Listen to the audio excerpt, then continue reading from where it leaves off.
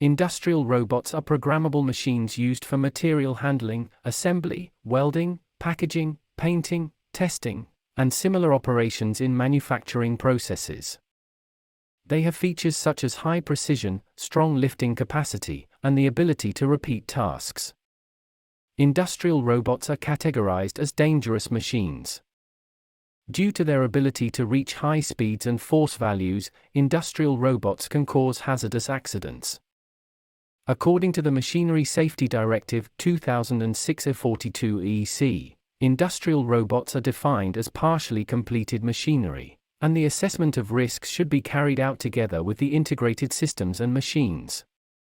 Thus, safety measures are necessary to protect operators and personnel working in the vicinity of industrial robots from accidents. Accidents caused by robots that are mostly involved in automated systems usually occur during times of human interaction, such as programming, testing, inspection, and maintenance. To prevent such accidents, in compliance with international safety standards for robots, they should be equipped with functional safety equipment like safety sensors, safety switches, safety relays, and emergency stop systems. The safety assessment of industrial robots and integrated systems is conducted in accordance with the requirements specified in ISO 10218. This training content has been developed to be suitable for a system that works in conjunction with a robot. The safety assessment may vary for different robot systems. Guards, safety distances. Depending on the height and width of the industrial robot system examined, the robot's surroundings can be enclosed with fixed guards. Safety distances, in accordance with ISO 13857, should be established between the guards and the robot to prevent access to the robot's workspace. These distances should be determined considering the restricted working area of the robot. Fixed guards should be designed per the relevant standard and installed in a way that can only be opened with special keys by authorized personnel. Easy-to-remove fasteners should not be used during the installation process.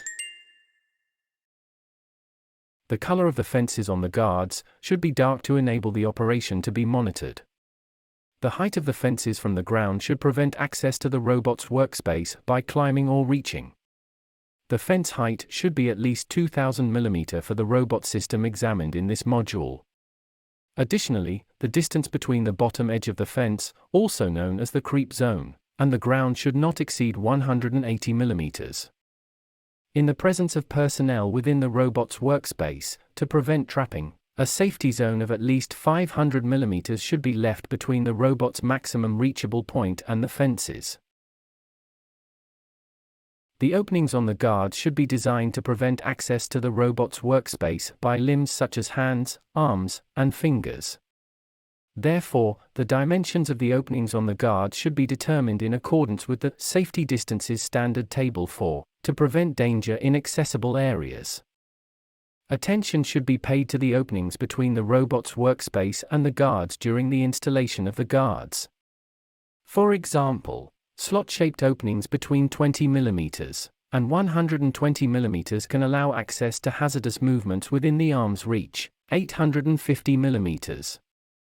Therefore, the gap size of the fences should prevent access to the robot's workspace. Maintenance door. Industrial robots require periodic maintenance. In case of a malfunction, authorized personnel may need to enter the robot's workspace. The maintenance door should be equipped with an interlock switch compliant with the EN ISO 14119 standard. Before entering the robot's workspace, the operator presses the door request button located near the interlock switch. After the robot completes the ongoing task, it returns to the home position and stops working. Once all the moving equipment and the robot inside the cell are stopped, the interlock switch lock can be released. Before entering, the operator attaches a personal padlock to the end actuator of the interlock switch. Thus, while the operator is working in the robot's workspace, others cannot close the door and activate the system. If multiple operators need to enter the workspace, each operator must attach their padlock to the interlock switch before entering to prevent the system from being activated without all operators leaving the workspace. After completing their work inside, the operator removes their padlock, reattaches the switch, and then presses the door reset button and locks the interlock switch. The operator starts the robot only after this procedure is complete. Escape function. The operator may forget to attach the padlock when entering the robot's workspace. Another person who is unaware of the operator working inside may lock the door. Hence, the door locks should be unlockable from the inside.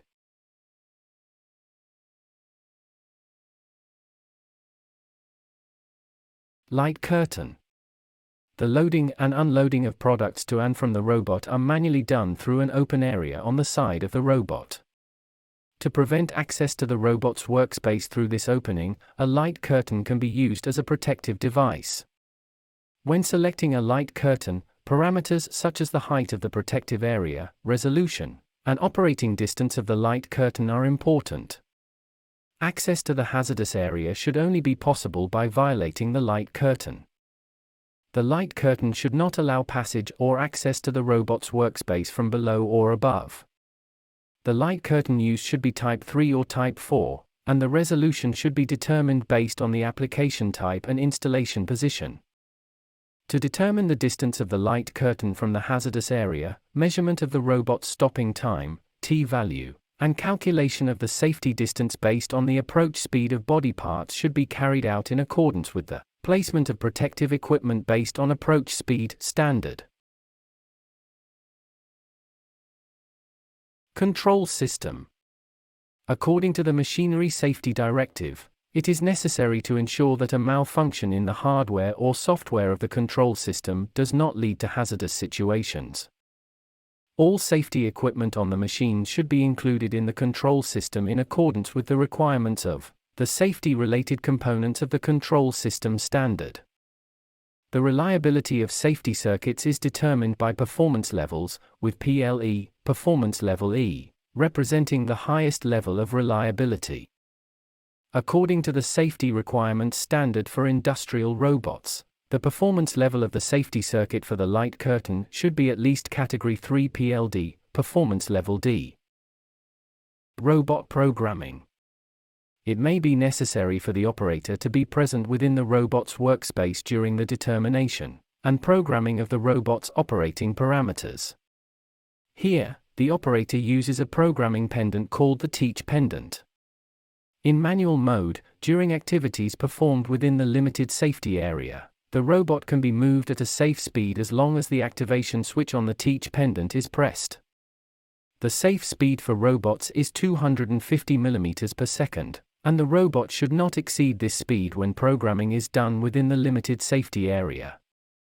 During programming activities performed using the teach pendant in manual mode, where multiple individuals need to be present within the limited area, each person should use a 3-position enabling switch, enabling device, to ensure that robots' movements do not pose a danger to others.